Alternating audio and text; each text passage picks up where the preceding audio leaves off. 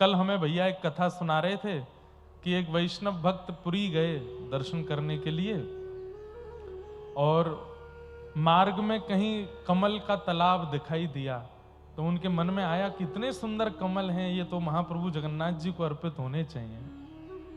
तो सारे कमल वहां से लेकर के अपने गमछा में उन्होंने लपेट लिए और लेकर के जब पुरी पहुंचे, अब इतने भाव में थे कि उनको पता नहीं चला कि ये कमल बहुत जल्दी खराब हो जाते हैं, बहुत जल्दी मुरझा जाते हैं, सूख जाते हैं।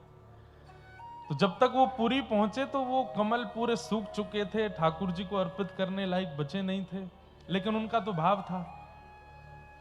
ठाकुर जी भाव की वस्तु ग्रहण करते हैं। एक बात सुनिएगा, मानव कोई भी वस्तु ग्रहण करता है तो उसमें सब्जी है तो नमक अच्छा होना चाहिए, मिष्ठान है तो मीठा अच्छा होना चाहिए, और रोटी है तो घी मक्खन अच्छा होना चाहिए, आदि आदि वस्तुओं में सब में गहने पहनेगा तो उसमें हीरा महंगा वाला होना चाहिए, रिंग पहनेगा तो सोना अच्छा वाला होना चाहिए, कपड़े पहनेगा तो ब्रांड होनी चाहिए, बिना ब्रांड का कपड़ा नहीं पहनता। लोगों की अपनी अपनी स्थितियां हैं।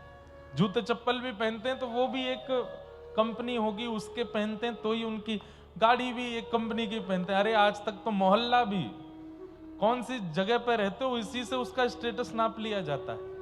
कलकत्ता के कौन से इलाके में रहते हो, वहां रहता है, अच्छा मुंह बन जाता है, अच्छा वहां रहते हो, वहां तो मच्छी की बहुत बदबू आती है। अब और ज्यादा हम हाईटेक होते जा रहे हैं। पहले बच्चे सरकारी स्कूलों में पढ़ लेते थे, अब तो बच्चों की एडमिशन भी उसी स्कूल में ही पढ़ाना है, और उस स्कूल में पढ़ाने के लिए आजकल हमने सुना है ऐसा होने लगा है, लाखों लाखों में डोनेशन देना पड़ता है, क्या क्या करना पड़ता है, उसके बाद भी एग्जाम क्लियर नहीं हो तो बच्चे का पता नहीं क्या क्या। अब बच्चा उसमें भले ही पढ़ता नहीं है, लेकिन माता पिता को अपनी मित्र मंडली के बीच में जाके ये बताने में गौरव होगा कि हमारा बेटा वहां पढ़ता है, इसलिए बस पढ़ाते हैं बच्चों को वहां पे। हम हर चीज में अपना रूप बना चुके हैं। सब लोग इधर देखिए, ध्यान से सुनिए। भोजन में ये मसाले होने चाहिए, पहनने में ये ब्रांड होनी चाहिए, जूते चप्पल इसके होने चाहिए, गाड़ी ये वाली होनी चाहिए, रहने के लिए घर होना चाहिए, बच्चों के लिए स्कूल होने चाहिए। ठाकुर जी इन सब चीजों का विचार नहीं करते। ठाकुर जी उन रैदास जी के पास भी रह लेते हैं जिन रैदास जी के घर में बहुत व्यवस्था नहीं है, और श्री ठाकुर जी उस मीराबाई के पास भी रहते हैं जिनके पास करोड़ों की संपत्ति है। ठाकुर जी को अगर चुनना हो तो श्रेष्ठ घर ही चुने, पर नहीं, ठाकुर जी भाव चुनते हैं। भाव जिसका श्रेष्ठ है वो सामान्य भी है तो मुझे स्वीकार है। तो कमल लेकर के गए, कमल सारे सूख चुके थे। अंदर जाकर के जब उन्होंने कपड़ा खोल करके पुजारियों से कहा कि मैं कमल लाया हूं तालाब से तोड़ के, आप महाप्रभु जी को अर्पित करो। कमल देख करके पुजारी जी बोले सूखे, कलवा दिए। लेकिन रात्रि शयन के बाद जब पुनः ठाकुर जी का सुबह दर्शन हुआ तो वही सारे कमल जो बाहर फेंकवा दिए गए थे, पता नहीं कहां से पुनः गर्भगृह में पहुंच गए। ठाकुर जी ने अपने आप ही उनकी माला, उनका श्रृंगार बना बना करके अपने मुखमंडल पर और अपने तन पर धारण किया, और तब से महाप्रभु जगन्नाथ जी का कमल श्रृंगार होता है। क्या क्या बोलते हैं उसे? पद्म भेष। पद्म भेष होता है, पद्म कमल को कहते हैं। आज भी ठाकुर जी अगर पुष्प कमल के नहीं हैं, इतने उड़ीसा में नहीं मिल पाते, तो आर्टिफिशियल बनवाएंगे, लेकिन बनाते हैं, कमल भेष धारण करते, पद्म भेष पहनते हैं एक भक्त की स्मृति में। तो महाप्रभु जगन्नाथ जी कितने प्रेमी हैं। आप बस भाव से कोई वस्तु प्रदान करके आइए, आपको इतने आश्चर्य दिखेंगे, इतने चमत्कार होते हैं जगन्नाथपुरी में।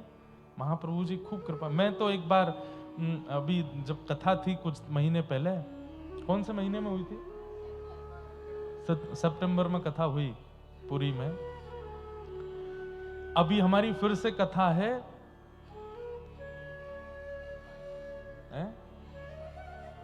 जून 22 से 28 तक। और स्नान पूर्णिमा कब की है? महाप्रभु जगन्नाथ जी का जन्मोत्सव होता है स्नान पूर्णिमा, जिसको ज्येष्ठाभिषेक बोलते हैं, वो है 29 29 मई को और 22 से 28 मई तक कथा है पुरी में। इतना सुख मिलता है जगन्नाथपुरी में। अब यहाँ हम बोलते हैं महाप्रभु जी का चरित्र, पर यही चरित्र आप वहां सुनोगे ना तो वहां अलग ही भाव निकलते हैं, वहां अलग ही आनंद आता है महाप्रभु जी की कथा सुनाने में। तो महाप्रभु जी, एक बार मैं गया दर्शन करने, तो मैं ऐसा कभी कभी करता हूं, कभी कभी, हाँ रोज नहीं, इसलिए आप भी नहीं करना रोज रोज के भाव से। तो मैं महाप्रभु जी के दर्शन करने गया, कथा का अंतिम दिन था, तो रोज मैं सोच के जाता था, महाप्रभु जी यदि आज दर्शन करते करते कुछ ऐसा हुआ तो मैं समझ जाऊंगा आप मुझसे राजी हो। जैसे कभी मन में विचार कर लिया कि बिना मांगे किसी ने तुलसी पत्र दे दिया तो मैं समझ जाऊंगा आप राजी हो। आज यदि गरुड़ स्तंभ से आगे मुझे नहीं बुलवाया तो मैं मान जाऊंगा कि आप राजी हो। रोज ऐसे कोई ना कोई टास्क लेकर के जाता था ठाकुर जी के। ये करना नहीं चाहिए वैसे ऐसा, लेकिन कभी कभी चलता है। तो एक दिन हमने कहा, मैंने कहा आज तो वीवीआईपी दर्शन करने हैं मुझे, मैं पीछे से दर्शन नहीं करूंगा, आज चाहे कैसे भी हाथ पकड़ के खींच के मुझे आगे बुलवाओ तो मैं मानूंगा आप राजी हो। और उस दिन कुछ ना कुछ ऐसा हुआ कि कोई पुजारी जी आए बोले चलो आगे से दर्शन करते हैं, ऐसा सब अनुभव।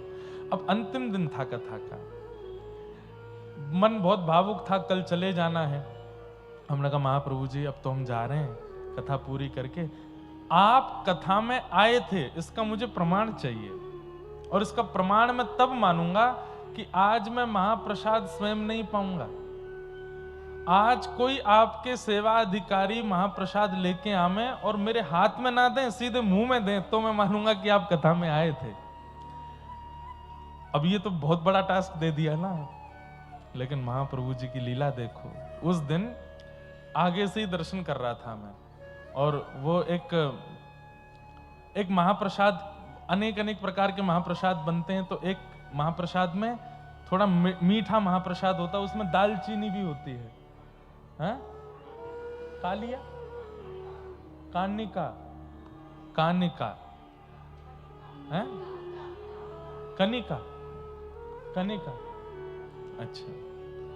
तो अंदर से कोई पुजारी जी आए, मैं दर्शन कर रहा था और मैं कह रहा था आज तो बड़ा टास्क दिया है ठाकुर जी, ना मैं हाथ ऐसे करूंगा ना मैं पाऊंगा, कोई आके अपने आप ही मुंह में खुद खवावे, मुंह भी मैं नहीं खोलूंगा, वो यो पकड़ के खोल के खवावे तो मैं मानूंगा कि आप कथा में आज आए थे।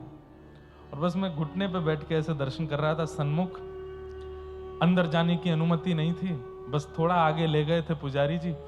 कहां से एक पुजारी जी आए सीधे, और पहले तो वो आए या पीछे खड़े थे, मैं सामने जगन्नाथ जी की तरफ ऐसे हाथ करके, और यहाँ होठ में तो जा नहीं पाया तो नाक में एक आध डाला उन्होंने, खोलो खोलो पाओ प्रसाद पाओ, और बस उन्होंने महाप्रसाद जैसे ही मुख में दिया। अब उसके बाद क्या हुआ वो बताने की जरूरत नहीं है, वो आप समझ जाओ कि क्या हुआ होगा। ऐसे हमारे महाप्रभु जी, मैं कैसे ना गाऊं उनके चरित्र, कैसे ना करूं उन पर विश्वास, क्योंकि वो कभी भी कोई ऐसा कोई क्रम करते नहीं ना कि जिससे मुझ पर उनको विश्वास ना हो, उन पर मुझे विश्वास ना हो। अनेक लीलाएं की, पर इन सबकी भरपाई हम कर, आपका गुणगान गाऊंगा, हर कथा में आपका यश गाऊंगा, और जब अगली बार कथा सुनाने आऊंगा तब आपको और लाड़ लड़ाएंगे और सुख देंगे। तू न संभाले तो हमें कौन संभाले, हे तू न संभाले तो हमें कौन संभाले, हे जगन्नाथ जगन्नाथ चक्कानैन चक्कानैन, जगन्नाथ जगन्नाथ चक्कानैन चक्कानैन, नीलाचल वारे तू न संभाले तो हमें कौन संभाले, हे तू न संभाले तो हमें कौन संभाले, हाँ तू न संभाले तो हमें कौन संभाले, हाँ तू न संभाले तो हमें कौन। हमारी पूरी कथा सन्मुख बैठ के श्री हनुमान जी सुनते हैं, प्रभु चरित्र सुनवे को रसिया, इसलिए पूरी कथा हनुमान जी सुनते हैं। हनुमान जी के ठीक बगल में पूज्य पिताजी महाराज के गुरुदेव, जिनकी कृपा से हम व्यासपीठ पर बैठे हैं, हमारे दादा गुरु, वो कथा सुनते हैं। उनके बगल में हमारे व्रज के रसिक संत श्री पंडित गया प्रसाद जी महाराज, वो कथा सुनते हैं। सामने हमारे इष्ट, क्योंकि हम रामानुज परंपरा से, इसलिए हमारे साक्षात नारायण प्रभु कथा सुनते हैं। और इन सब के बीच में पूरी कथा दोनों आजानुबाहु लंबित भुजा करके महाप्रभु जगन्नाथ जी कथा सुनते हैं। ये हमारे जगन्नाथ जी पूरी कथा श्रवण करते हैं, सारी कथा, और हर जगह जाते हैं कथा सुनने के लिए। हे जगन्नाथ चक्का नैन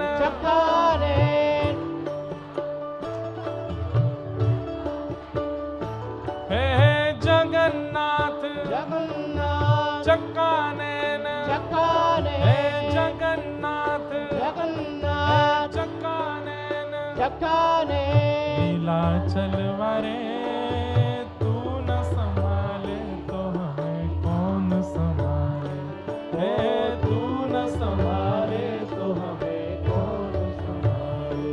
हे जगन्नाथ स्वामी मेरे नैनों के तारे, जगन्नाथ स्वामी मेरे नैनों के तारे। ओ मेरे सगरे काज स्वामी आप संभाले, हो मेरे सगरे काज स्वामी आप संभाले। हे जगन्नाथ चक्का नैन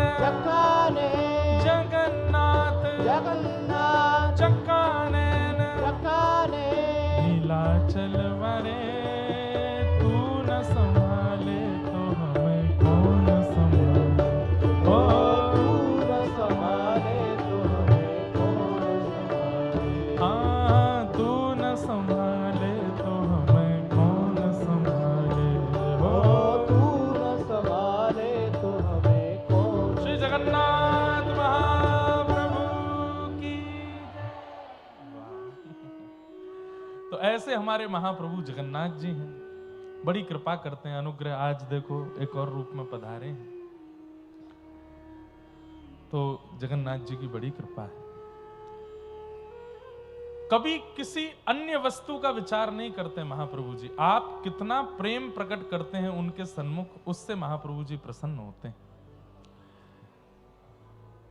किसी का, मैं कुछ दिन पहले कोई कुछ कह रहा था ऐसा, वैसे मैं सुनता नहीं ये सब बातें, पर फिर भी कोई कह रहा था तो मन में आया कि भगवान में और हम में अंतर क्या रह गया। हम भी तो ऐसे ही हैं कि हमसे कोई प्रेम करे तो हम प्रेम देते हैं, हमारे साथ कोई अनुचित करे तो हम उसके साथ अनुचित करते हैं। ठाकुर जी भी तो यही करते हैं, कोई प्रेम करे तो प्रेम देते हैं। ठाकुर जी के अंदर ये इच्छा क्यों है कि तुम प्रेम दो तो ही वो तुमको प्रेम देंगे? भैया ऐसी बात नहीं है। आप ठाकुर जी को प्रेम मत दो, तब भी आप जियोगे, तब भी आप खाओगे, तब भी आप पियोगे, तब भी आप रहोगे। पर बात केवल इतनी आ जाती है कि जब आप ठाकुर जी के प्रति स्नेह नहीं रखते तो आपका कर्म गति आपको जीवन जिलाती है। जब आप ठाकुर जी को प्रेम देने लगते हैं तो ठाकुर जी कर्म गति से कहते हैं अब तू शांत रहे, अब यहाँ की जिम्मेवारी मेरी है, अब यहाँ को मैं देखूंगा।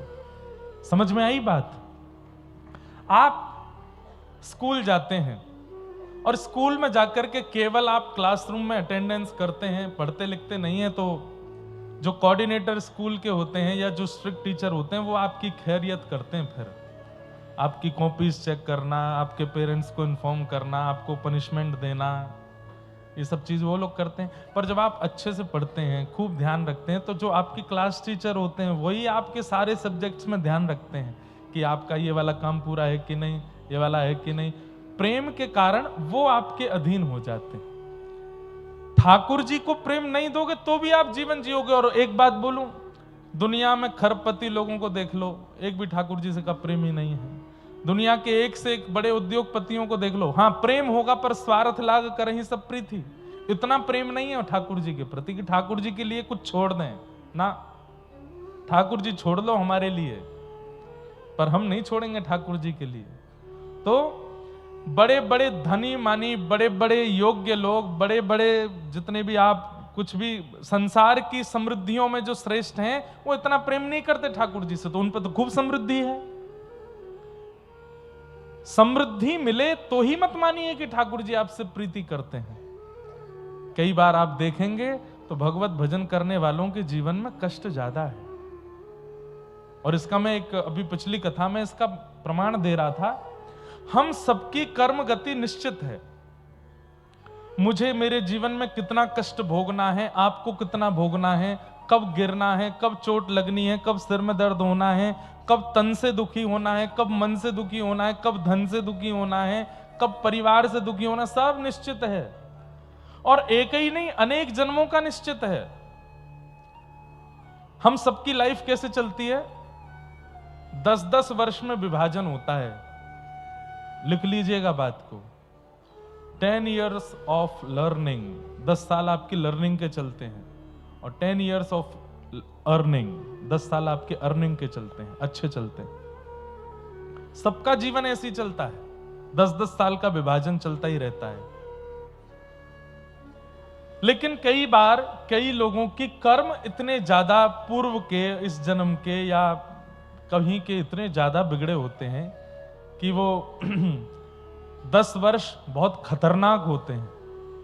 और वो इतने खतरनाक तरीके से निकलते हैं कि समाज, संसार, परिवार तक में उसकी चर्चाएं शुरू हो जाती हैं कि अरे भाई उसका जीवन तो देखो, ऐसा तो कोई किसी के संग नहीं करें भगवान।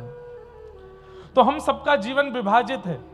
पर जब हम भगवत परायण हो जाते हैं, भगवत प्रीति जीवन में हमारे आ जाती है, तो ठाकुर जी जब हमारी बागडोर संभालते हैं तो कर्मों से पूछते हैं, हाँ भाई इसके जीवन में कितना कष्ट है।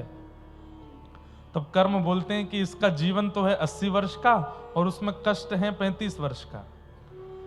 5 वर्ष अभी देना है, फिर 10 वर्ष बाद फिर 4-5 साल कष्ट देना है, फिर उसके बाद ज्यादा कष्ट देना, 10 साल का देना है। ऐसे करके 80 साल में इसको 35 साल कष्ट के देने हैं।